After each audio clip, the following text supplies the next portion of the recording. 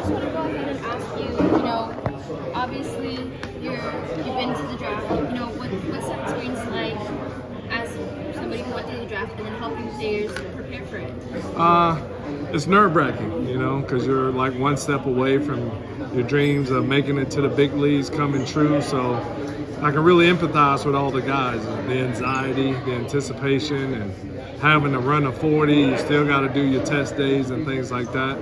But at the end of the day, it's still a process. You know, the league is going to do their due diligence and making sure they do all the research that they need to do before they invest into drafting a kid for the organization. But you know, I'm just excited for those guys because it brings back a lot of memories.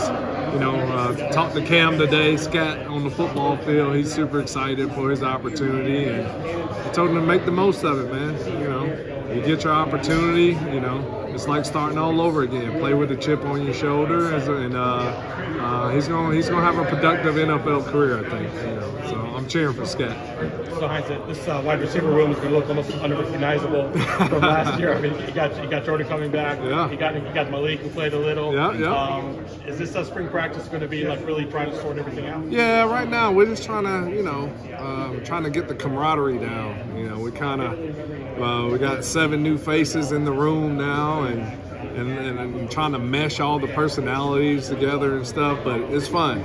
You know, I think Jordan, Tyson, Malik, Derek kind of take the helms of more of a leadership role in our room and kind of hung out with the guys, doing a lot of one-on-one times and getting them acclimated to Tempe and how the culture is here at ASU. So I'm excited, man. I can't wait to get out there on the field with them and really, you know, help them in their development. And then the 4 rookies that are coming in, the freshmen, they're just wet behind the ears. They don't know right from left. You know, they're going to make some mistakes, you know, and that's understandable. That's going to come with spring ball and getting enrolled in early and, you know, getting acclimated to college and now, you know, at this level.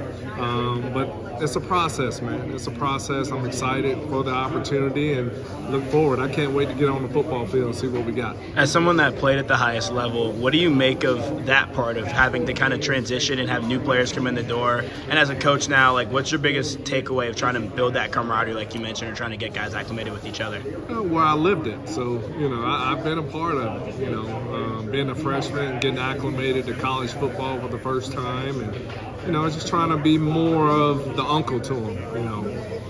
I don't really get hard, you know, on them right now because I think they're still in a learning process. It's a learning curve that comes along with it. But, you know, I'm going to be harder on the veteran guys. You know, even though Jordan Tyson had a lot of success, I'm on his ass every day about doing the little things right and becoming a pro.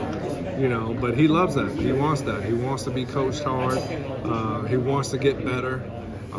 He will get better. You know, he'll be a better leader, a better room, a better football player overall. So I'm excited about the opportunity, but I can like empathize for these kids because the anxiety of trying to go out and play, and now all the plays are running together. They don't know right from left, or I thought this or I thought this, but that's just a part of the whole process of me understanding, having been there. You know, for me, as the older I get, I have a lot more patience, you know, and then, you know, when it gets time to summer ball and get closer to the season, that's when, you know, kind of we'll get into the grit of everything, and hopefully those guys improve and I can help them in their development. Obviously, from a younger guy like Zachariah Sample, who unfortunately battled some injuries in year 1, but has a lot of potential. Potential is there. There's no question. You know, it's just a matter of him, you know, 1, being available to be on the football field, but also 2, getting into the playbooks, having a better understanding, because when they understand the plays, they play a lot faster. You know, for Zachariah last year, he came in late, was a late freshman, got here after the summertime. It's hard because it's hard to play full speed when you don't know, you're not sure. You can't run a route with conviction if you don't really know the plays like you're supposed to. So this year's a huge opportunity for him. You know, you have a whole year now. You're in the same system, so hopefully he can go out there and do less thinking and more reacting and letting his true abilities come alive. So it's just a learning curve for all these guys, you know, and And for Zachariah, the potential is there, the talent's there. It's just a matter of him, how fast he can acclimate to our playbook and have a better understanding so he can go out there and be Zachariah. In early days, what do you make of Chance and his addition, and obviously like a bunch of people that are getting in the door and new freshmen, all that kind of stuff, but how he's kind of been able to show himself? All our rookies, all the freshmen that coming in, you know, learning how to lift weights. We lift weights totally different than high school. You know, they came here, it was kind of funny but not funny. Day one, we got guys throwing up in the trash can, and you know, that's just, I remember those days. I had never worked out the way I did when I first went to college as I did in high school. So seeing all those guys kind of get acclimated to college football and understanding what it takes at the next level. But I'm excited, man. I'm excited for the opportunity. I can tell you one thing, the class that we just brought in, good dudes, good kids that love football. They want more. I mean, they crave, Coach, what can I do? Can you help me with this? You know, I love that. You know, I always want to recruit a kid who wants more. You know, sometimes you got to hold them back. Whoa, whoa, whoa, whoa. But, you know, instead of me saying, come on, I need more from you. I need more for you. So I'm excited about all their futures as far as like wanting to learn more ball and their growth and their development. So we drafted a pretty good class, man. Some good people, some good kids that loves football. Every scout says we got to find guys that love football. Yes. But nobody has been able to quantify it. How do you tell somebody loves football? Man, where they wake up every morning, they're here wanting to gain as much knowledge as possible. They're always on time. They're never late. They're always ready. They got their pen and paper, taking notes, always watching film, you know, wanting more opportunities to get on the football field. What I love about kids, I can look out my window and I see guys catching on their own. You know, it's what you do when the coaches aren't watching. Is a great sign for me that you love football. You know, that you take time out your schedule, not only just doing the things that we ask you to do, as well as academics and doing all your classroom, but then taking it to another level.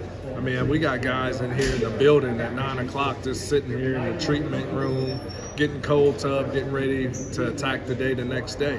And that's what you want. I mean, you get kids like that, it makes my job as a coach easier because, you know, for me, I just need to get out the way and help, you know, pave the road so they can just go out there and be on their own and help in their development. But I love kids like that's doing the little things day in and day out, especially when I'm in the office. I got a great view. I look outside, and literally every day there's like 4 or 5 guys that are out there getting their catches in each and every day. So I'm super excited for them. Going back to the draft, you talked to Coach Hines. How would you say the combine is different today versus, you know, back when you were at the combine and when you were drafted? More media attention. You know, everybody's is all about the 40 time, right? You know, for me, I don't even know what my 40 time was, but I know I played 14 years in the league. So I just told Scat, go out there, whatever you got to do. Of course, you got to get healthy. But he did phenomenal. I heard he interviewed pretty great. Jumped out the gym. I think the second highest running back leaping ability. But he's just a hell of a football player. To me, the tape doesn't lie. You turn on the tape, you know, when you talk about Cam Scatterboo, you talk about grit, you know. Talking about grit in Pittsburgh, that's what we're known for. We don't get elaborate with cheerleaders, we don't get elaborate with all the entertainment. We just go out there and kick butt each and every weekend. And that's why I'm kind of connected to Scat, because he has that grittiness about him. And I think he's gonna make one team extremely happy once he get there, because the kid, all he does is just works his butt off each and every day. So hopefully the Steelers get Scat. Coach, you were able to win at the highest level in the NFL, and then now seeing this new change with going from like the Hunters to the Hunted, or like the Hunted to the Hunters, whatever, for this upcoming season. Has it been difficult for you guys to kind of get through so far of understanding like, hey, like it's going to be a new challenge, even though there's a bunch of new wide receivers in the room, you guys are going to be the most touted, or everybody's going to circle on the schedule? Well, I think that's what Kenny's preached really to the whole team, is how we handle success. You know, me having 7 new faces in my room, to go along with Jordan Tyson, who had a phenomenal season last year. How do you repeat that year? You know, for me, every year's a new year. I don't really get caught up into all the accolades. You know, I still try to keep them humble. Coach Cowher used to always say, you're not as good as you think you are, but you're not as bad as they say you are. So I try to keep everybody kind of even keel. You know, I don't make sure Jordan Tyson, he doesn't get a big head. I'm always on him about doing the little things, about being a consummate pro, showing up on time, bringing his notebooks and things like that. So at the end of the day, all these kids want to just be coached. So for me, yes, last year was last year. It was great, but now it's a new year. I got new faces in the room. So for me, it's like starting over from scratch. You know, we got to build the foundation and kind of grow from there. But if you don't have a strong foundation, then you get cracks in the foundation, then things happen, you know, to the house. So when you're building a house, it starts with a strong foundation and doing the little things right and trying to get these guys acclimated to the culture, being lifers, doing the little things right and coming together as a group to achieve one goal. You know, we want to get better each and every day we take the football field. When we step into this building, there's purpose. So I just try to keep my group very humble each and every day. So anytime I sense that they're feeling themselves and they think they don't have to do the little things that they did last year, I correct them real fast. I bring them back to earth real fast. This isn't a suck-up question. You far and away are a Hall of Famer. So where's your faith in the process? Because I don't understand why voters don't understand blocking and the entire game and everything else. Listen, my mom told me something a long time ago. You only can control what you can control. If you can't control it, then it ain't worth my time and energy to put negative energy somewhere that I don't have any control of. So for me, whenever the good Lord wants me to be, he'll have me there. So you just got to respect the process. You know, I don't understand the process. I don't know what all goes into being a Hall of Famer, but to me, you know, having my name mentioned with some of the greats who ever worn the black and gold, like John Stallworth and Lynn Swann and those guys, to me, that's the biggest accomplishment that I can get ever. You know, I never played this game to become a Hall of Famer. I just try to be the best all-around wide receiver that I could be, and just trying to give my knowledge to these kids. That's all each and every day. I look forward to waking up in the morning. How can I help these kids get developed? That is my all-time plan and goal. But the Hall of Fame, that's so out of my realm. I have no control of it, so I don't put energy into it. You know, if the day comes, it'll come. I'll be happy. If not, I still got to go out here and coach these kids and help them be the best players that they can be. How beneficial was it for Jordan to feel what it's like to have a season like that and know what it takes, and not only for that to prepare him in the next season, but also be able to show the other guys what it takes as well? Well, I think for Jordan, it's more of him versus him. You know, the act of kind of contentment. You know, just because you had a phenomenal year, you still got to work harder each and every day. And I brought up something, I normally don't talk about my career and my path, but I can tell you each and every summer after we won the Super Bowl or lost the Super Bowl or any accolades, the following year at training camp, I had my name on my helmet each and every year. It brought me back to trying to prove myself as a rookie that I had to make the team. And so I showed them a little collage each and every year of my 14 years. I've always had a sticker on my helmet going in training camp to prove myself that I have to do the little things right, the stuff that it took for me to make the team. Now that I was Super Bowl MVP, I still had to approach it the same way. So I'm constantly on Jordan about doing the little things right, you know, putting that name across his helmet. And regardless if I know when the world knows who Jordan Tyson is, I still want to see Jay Tyson across that. And when I got here, you still have to go out and work your ass off to get to where you want to go. So he knows I told him I'm going to be harder on you this year just because of the expectations that I have and that everybody has from you. It's not my job to let you slide, and, you know, and not meet the standards that you've already set coming off last year. So I look for him just being an ultimate pro. Being more of a leader on the football field. So, you know, for me, you know, Jordan, he always liked to get in the back of the line. I said, now it's time for you to get in the front of the line. I need you to start going first on all the drills and leading by example, and then the rest will follow him. So, you know, sometimes he doesn't want to be that guy in front of the line, but I got to just keep pushing him to that, you know, because he has it in him. And I just to respect from all his teammates, how they view and how they talk about Jordan, I think he's earned that right. So I'm going to push him each and every time to get in the front of the line each and every day. So.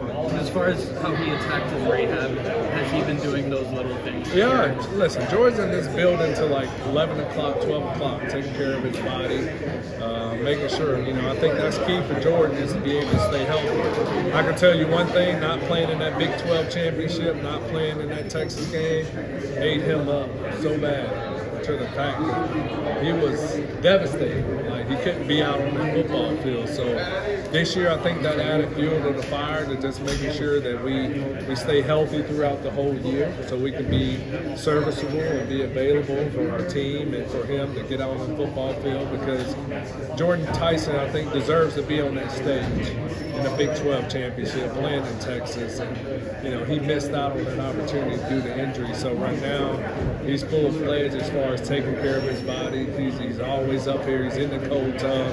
He's stretching. He's in the hot tub. He's doing all the things that you look for in a player to do. He's just taking it to another level. And then with the new guys, what are you looking for them to see in spring, just to start setting the pecking order? And what are you looking to see right now? Well, I just want them to learn the playbook. Yeah, learning the playbook and the signals, that's the first challenge that's ahead of them now. Because I feel like once you know the playbook, then you're able to play faster. You're able to have conviction by everything that you do. When you're unsure and you're not sure of the playbook, you don't run as fast. You know, you don't do all the things that allowed you the reason why you're here, because now you're doing more thinking and less reacting. So my job is to make sure that they give them every opportunity to learn the playbook so they can pick up. So it's like feeding a baby. You got to spoon feed them. You can't give them too much, because right, you put 5 gigs into a 1 gig kid, the computer runs a little slower, right? So, you know, you kind of got to give them, you got to spoon feed them and give them what they can take, and then, you know, so slowly build from there. So I can tell you, they've all put in the time. Now it's just a matter of going on the football field and putting it all together. So hopefully by spring, by the end of spring, they get a better sense of it, because the way we do installs, right, we do install 1s and 2s now, and then come spring, we're going to start all back over. So by the time they get to fall, it'll be their 3rd or 4th time on the install, and they'll be better acclimated to it. So I can't answer that question just yet. You know, my job is to make sure I get them knowing right and left, making sure getting them lined up right. Because getting lined up is half the battle. If you get lined up knowing where you're going to go, then you're able to run the route and be successful.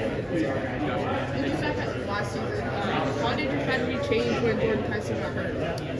I don't think it really changed the room. I just think it just opened up opportunities for other guys to get more. I mean, it's kind of hard where the way we were using Jordan, we've been moving him around so much and trying to get him the ball. And I can understand as a wide receiver, of course, you know, they call us quote-unquote divas. Everybody wants the ball. So when you're moving Jordan around all these spots, sometimes it sets in, oh, they don't think I'm good enough to play. They don't think that I'm not, you know, worthy enough to get in those spots. And it wasn't really the case. We were just trying to move them around because defenses were trying to double Jordan and stuff like that. So when Jordan went down, it was like an opportunity that all these kids asked for. You know, the Xavier Guillory's, you know, sometimes we're switching X to put JT in the spot. And so for me, understanding that, having played the receiver, I was just always encouraging X. You only can control what you can control, right?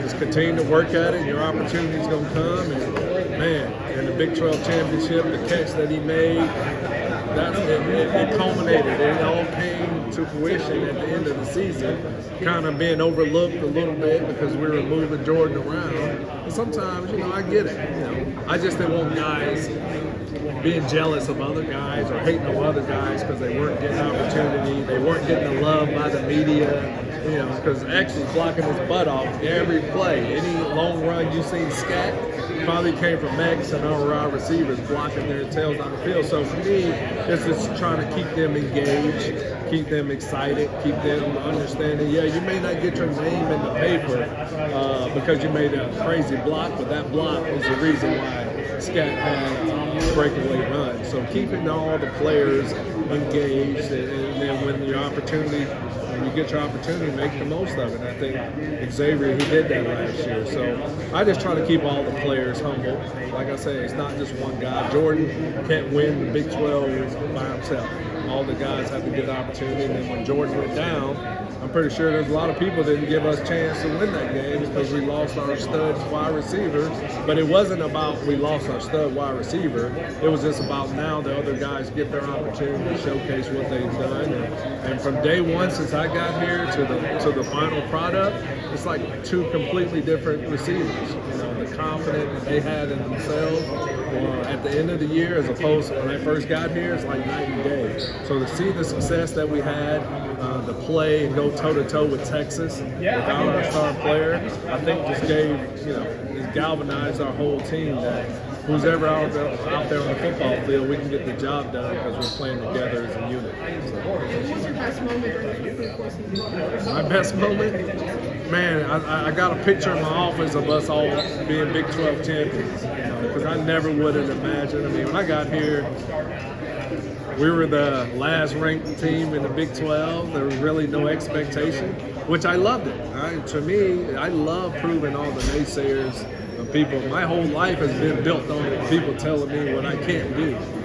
There's no way you can play in the league. Well, I went to the pros. There's no way you can be, a Pro Bowler. I've been to the Pro Bowl. There's no way you're going to win a Super Bowl. I've done all that. So for me, I fit right in with the wide receiver group and this whole team from last year, going from no one giving us an opportunity to now win the Big 12. Now my job is to teach them about the experience of how do you repeat another year? How do you keep it going? So I get excited about that. But my most exciting moment is sitting up there with a collective group of kids that I didn't know right from left. And somehow they trusted in me and we came together. And overall, our unit, the receivers unit, man, we helped put our hand in the pile. And we contribute to that Big 12 championship, all year. So I couldn't be any prouder of those guys and what we went through collectively as a group last year. But now it's a new year. I got new faces. I got 7 new faces that I got to deal with. And I got to teach them how we do things here at ASU.